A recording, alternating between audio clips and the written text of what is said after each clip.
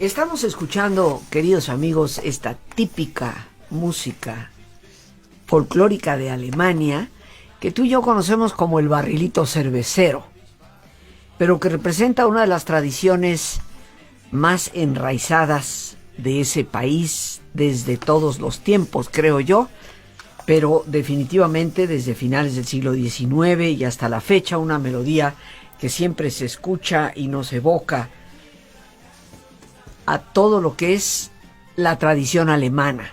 Y hoy dedicaremos nuestro programa a uno de los más insignes alemanes de todos los tiempos.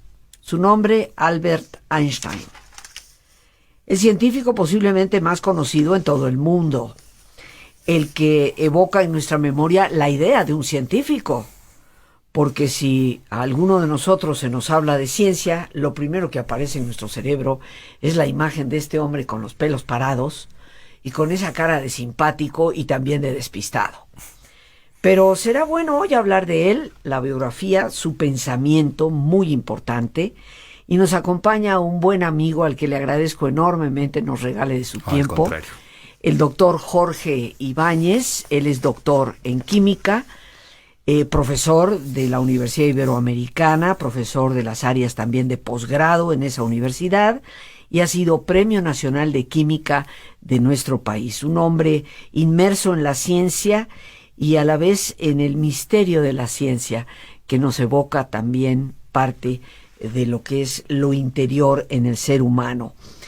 Jorge, una vez más, de verdad te agradezco muchísimo. Al contrario, Rosita. Por encantado. estar aquí y que nos hables de Albert Einstein. Y conversábamos tú y yo antes de entrar a los micrófonos que será bueno hablar un poco de su biografía y quitarnos un poco las telarañas de los mitos, porque nunca fue ni lento ni tonto, ni nunca sacó malas calificaciones en realidad.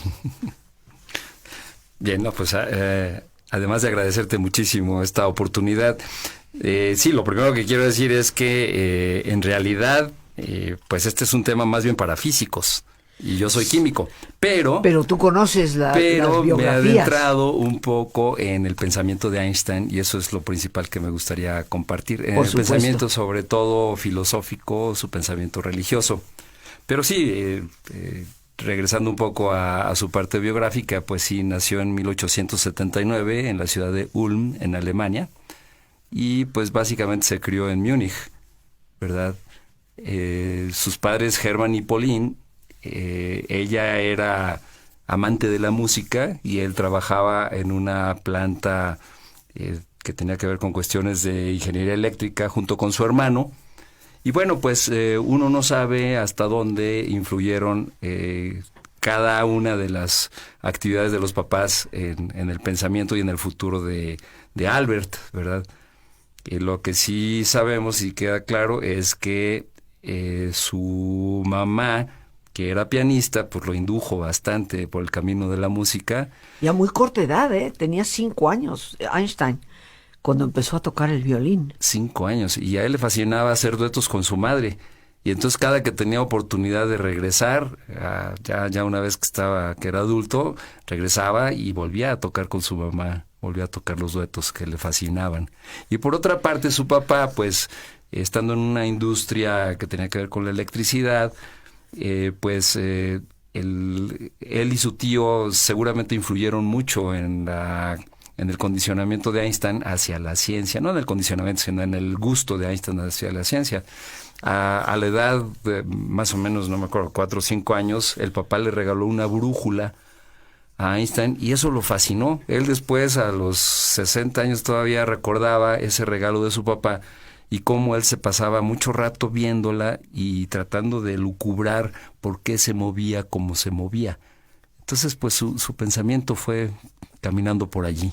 Un pensamiento siempre investigador. Sabemos que él estudió lo que sería el equivalente de la primaria, la secundaria, los años básicos en su natal Alemania, en Múnich, Así precisamente. Es. Y no sacaba malas calificaciones, ¿verdad? Inclusive creo que fue sobresaliente en ciencias naturales. En algunos de los grados en los que cursó fue el primer lugar.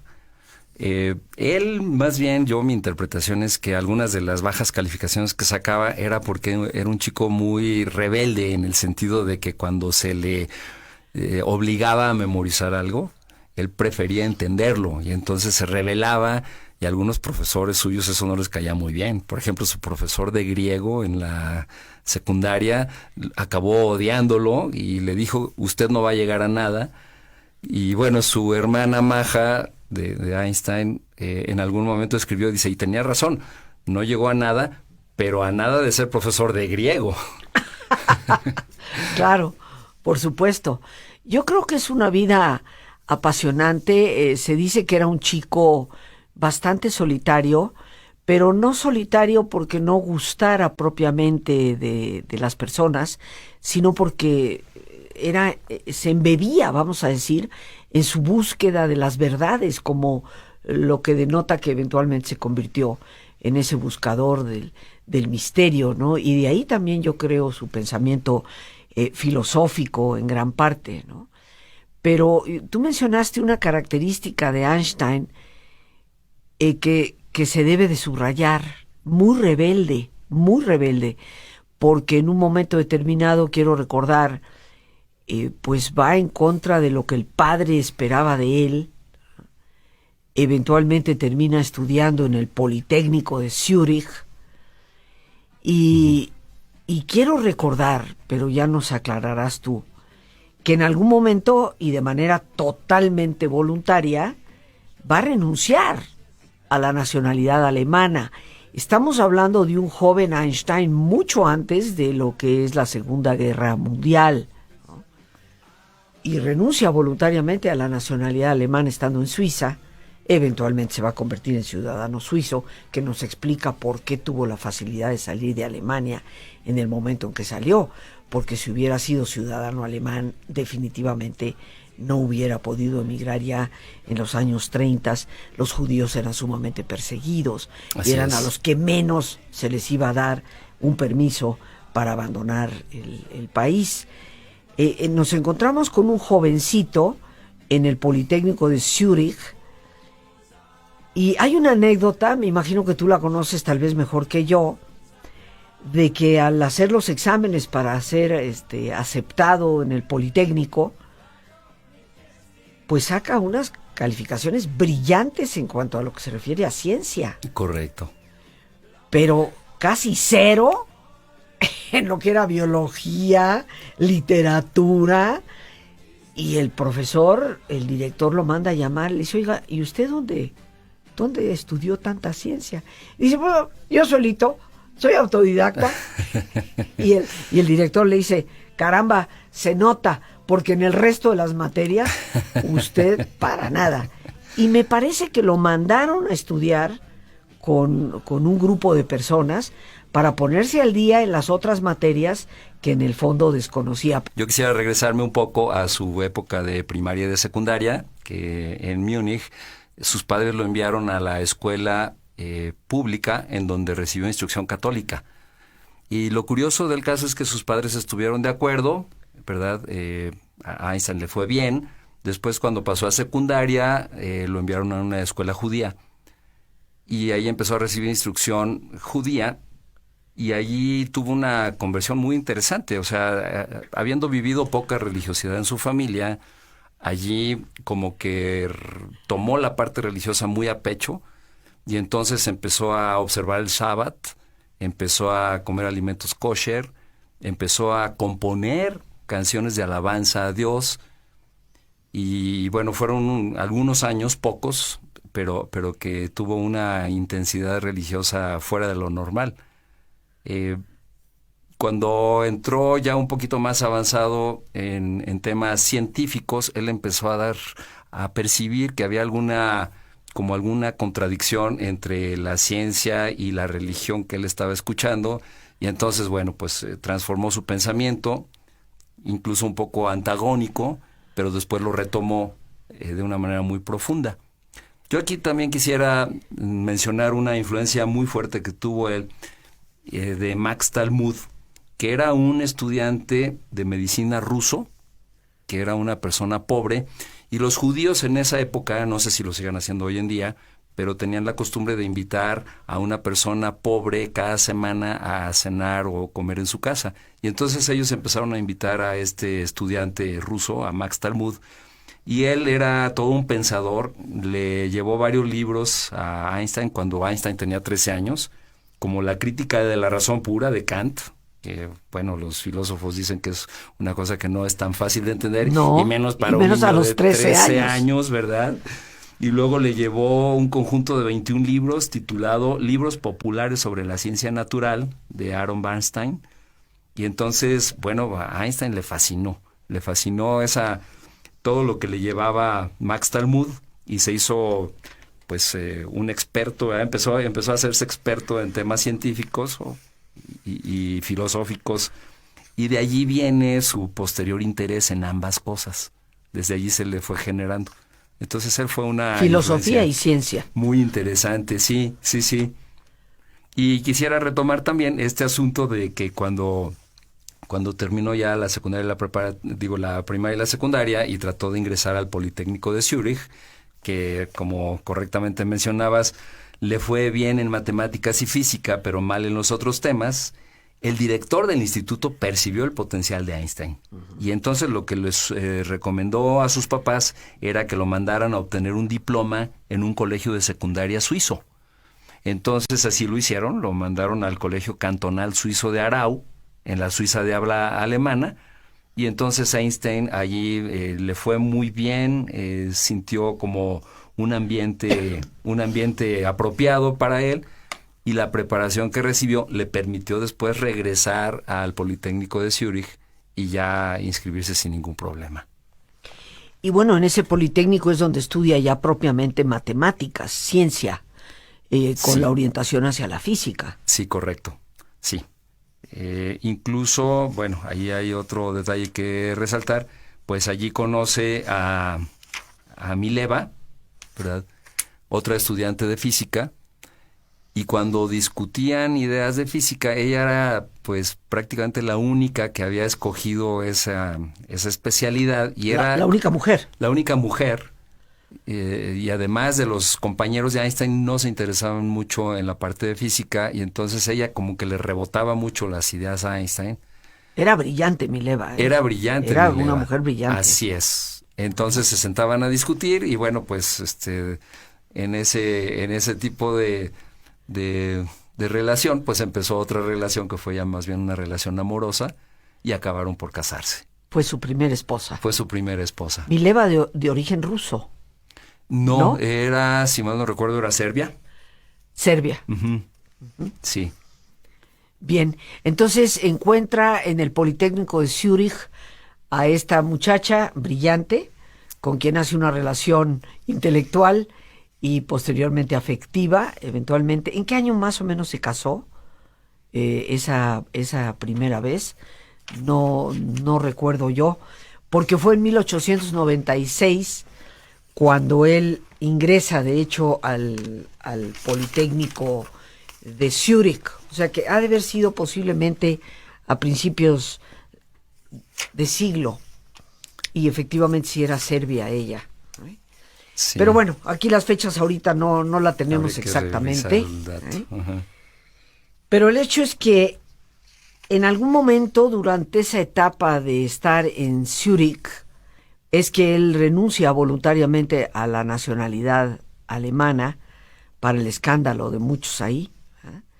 Y no es que no quisiera Alemania, pero Albert Einstein tenía una serie de ideas de la paz en el mundo, y eso seguramente tú no lo vas a decir, y ya consideraba que estos nacionalismos no eran nada buenos, y me imagino que esto eventualmente va a coincidir con el ascenso del nacionalismo en Alemania. De hecho, su papá no quería firmarle la carta en donde iban a solicitar la cancelación de la ciudadanía alemana.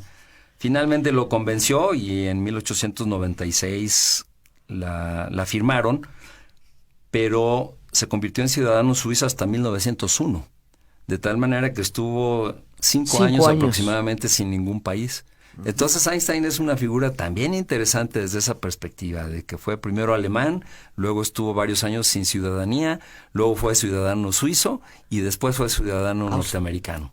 Y creo que también tuvo una ciudadanía austriaca, ¿eh? Por ahí se coló una ciudadanía de Austria. Quién sabe cómo, ¿verdad? Pero eventualmente sí sabemos que eventualmente emigró. Pero nos decías que en esta etapa de la escuela, pues él va adquiriendo un pensamiento que une a la filosofía y la ciencia, y yo en lo personal siento, Jorge, que no habría ciencia sin filosofía. La filosofía es el amor por la sabiduría y la ciencia es la búsqueda de la verdad desde el punto de vista de lo objetivo, de lo que puedes medir, pesar, ¿no? ¿Cómo no? Pero el científico está buscando verdades igual que el filósofo. Sí, correcto. Y mucho también de lo que Einstein aprendió de chico, sobre todo con este Talmud, y después con un grupo de amigos al que le llamó la Academia Olímpica, se reunía con otros 2 amigos a leer libros de filosofía y a platicar. Lo influenciaron muchísimo en su vida. No podría uno entender el pensamiento filosófico y religioso de Einstein sin entender el pensamiento de Benedicto de Spinoza y de David Hume. Yo sí quisiera leer alguna frase de Spinoza, que yo creo que es de las que más impactaron a Einstein, porque después él la elabora, quizás con otras palabras, pero con el mismo trasfondo. Él dice, Benedicto en su... Estás hablando de Baruch Spinoza, ¿verdad? Baruch Spinoza, sí. Que bueno, quizás la traducción al español no sea exacta, pero lo han traducido como Benedicto. Ajá. Baruch de Spinoza, que era judío, judío holandés. Gran pensador. Gran pensador. Decía, no podemos estar más seguros de la existencia de algo que de la existencia de un ser absolutamente infinito o perfecto, es decir, de Dios.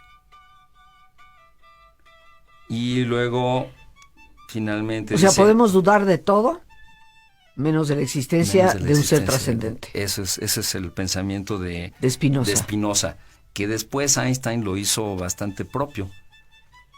Dice, Dios o sustancia, compuesto de infinitos atributos, cada uno de los cuales expresa la esencialidad eterna e infinita, necesariamente existe.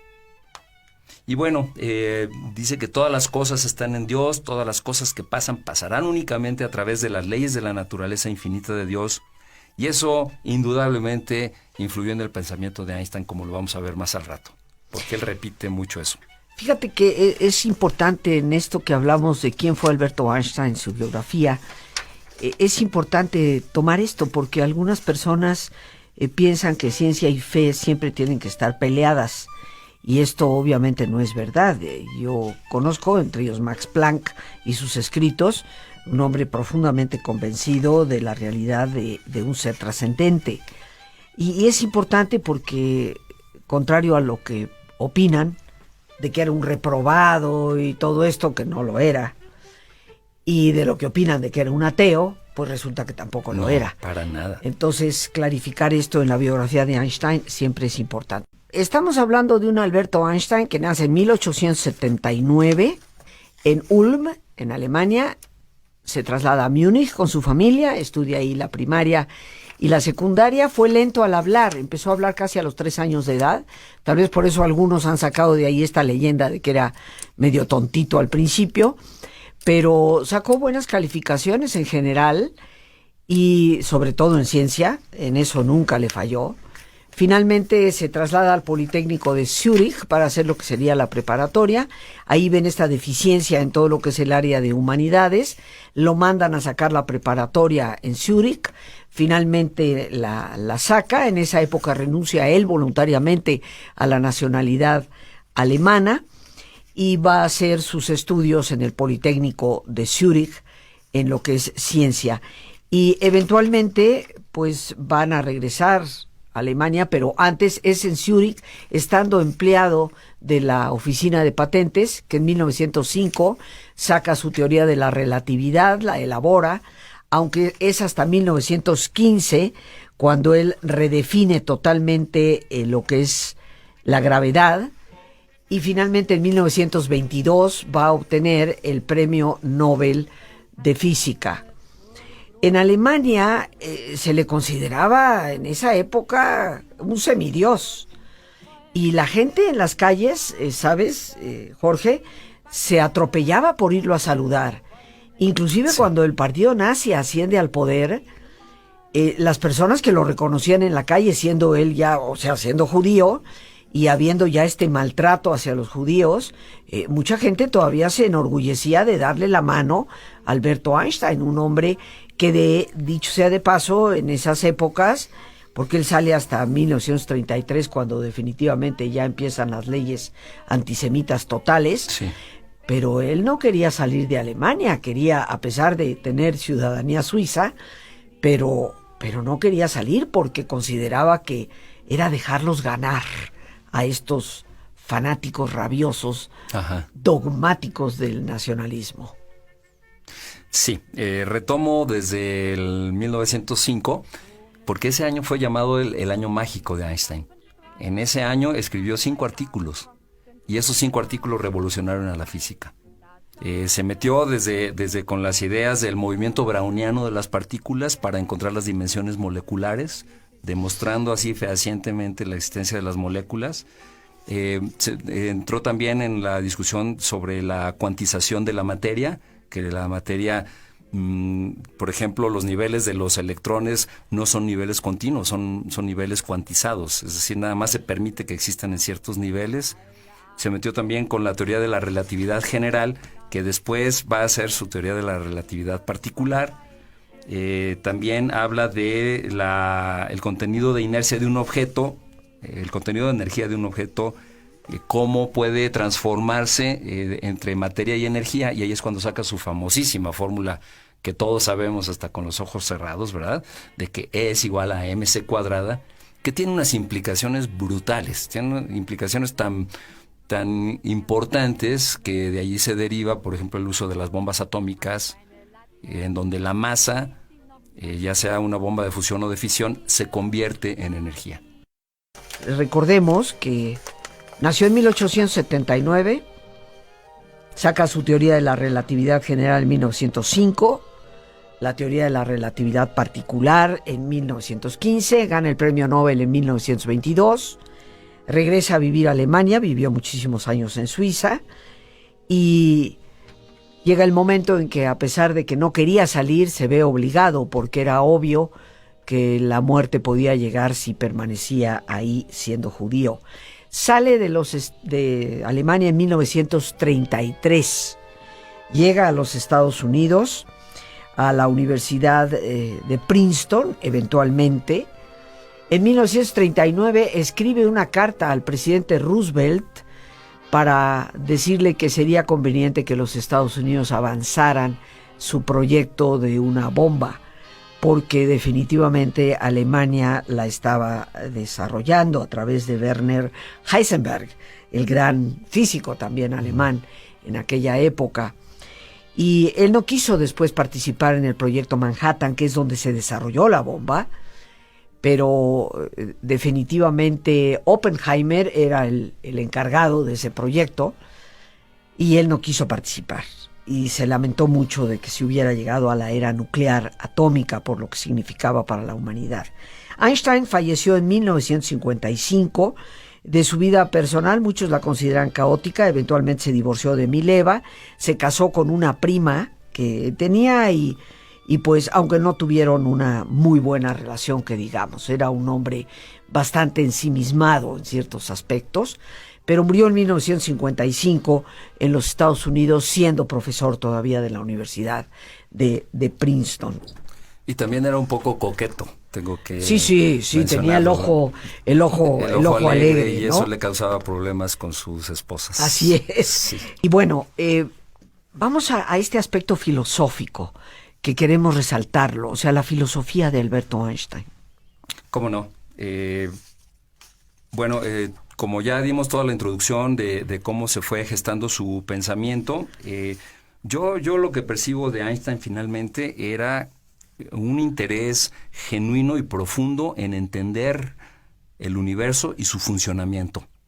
y él intuyó con toda claridad que detrás de esto había una razón superior, y él decía, para mí esa es la religión, esa es mi religión, el entender esa razón superior, que es Dios y que está mucho más allá de todo lo que el ser humano pueda hacer, y que es digamos, el principio fundamental de toda la naturaleza.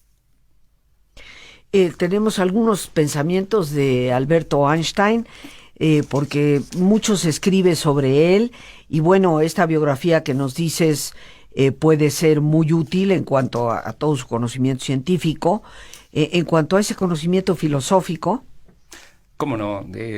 Una frase que me fascina dice: la emoción más hermosa y más profunda que podemos experimentar es la sensación de lo místico.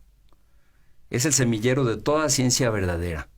Aquel a quien le sea extraña esta emoción, de tal modo que ya no pueda estar de pie extasiado en admiración, es como si estuviera muerto. Esta convicción profundamente emotiva de la presencia de un poder razonador superior que se revela en el universo incomprensible forma mi idea de Dios. Y él era como muy crítico también en cuanto a la praxis. Él decía, bueno, esto es Dios. Dios es la perfección absoluta, la pureza. Y cómo es que las religiones se han ido como, digamos, contaminando de otras ideas que salen mucho de este pensamiento.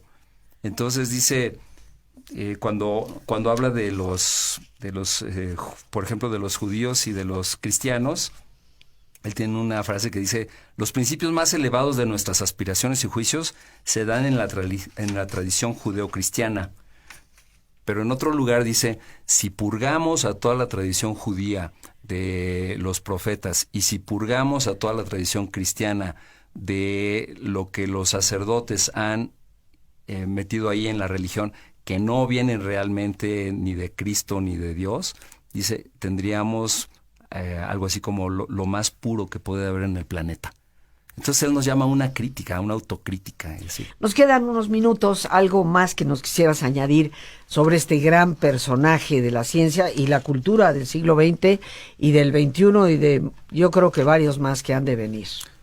Pues sí, cómo no, yo pienso que es un ejemplo de alguien que se apasiona por lo que está haciendo y lo lleva hasta sus últimas consecuencias.